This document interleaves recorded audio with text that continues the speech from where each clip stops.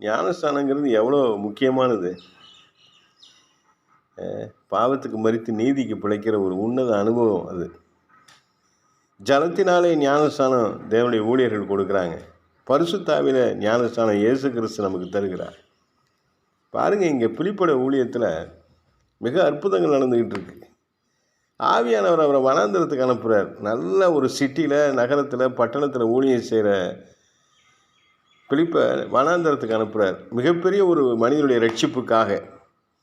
அந்த மனிதன் கந்தாகே, எத்தியோப்பிய தேசத்து மந்திரி. அவர் பார்த்தீங்கன்னா அந்த பெரிய ராஜஸ்திரி, கந்தாகேங்கிற ஒரு ராஜஸ்திரிக்கு மந்திரியாக இருக்கக்கூடிய ஒரு மனிதர்.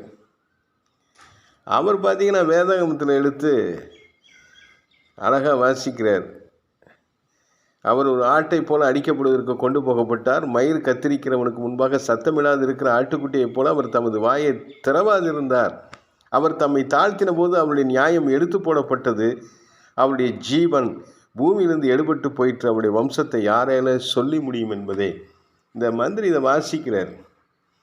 சரியான நேரத்தில் பார்த்து ஆவியானவர் பிலிப்பு அங்கே கொண்டு போகிறார். ரதத்தில் போயிட்டுருக்கிறார் மந்திரி. பிலிப்பு இங்கேருந்து போகிறார். அப்போ அந்த சந்தேகம் கேட்குறாரு பிலிப்புக்கிட்ட. பிலிப்பு சொல்கிறாரு, பக்கத்தில் உட்கார வைக்கிறாரு. 2 பேரும் டிஸ்கஸ் பண்ணுறாங்க. இயேசு கிறிஸ்துவை குறித்து தெளிவாக சொல்கிறாரு. தண்ணீர் இருக்க தடை என்னங்கிறார் மந்திரி. பிலிப்பு சொல்கிறார், முழு இருதயத்தோடு விசுவாசித்தா தடை இல்லை. அப்போ பிலிப்புக்கு பதில் சொல்கிறார் அந்த மந்திரி, இயேசு கிறிஸ்துவை தேவனுடைய குமாரன் என்று விசுவாசிக்கிறேன். ஞானஸ்தானம் கொடுக்குறாங்க. அல்லேலூயா.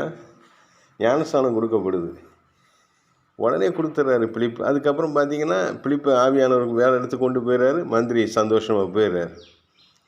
இதில் ஒரு விஷயத்தை கவனிக்கணும். தேவனுடைய குமாரன் என்று விசுவாசிக்கிறேன்.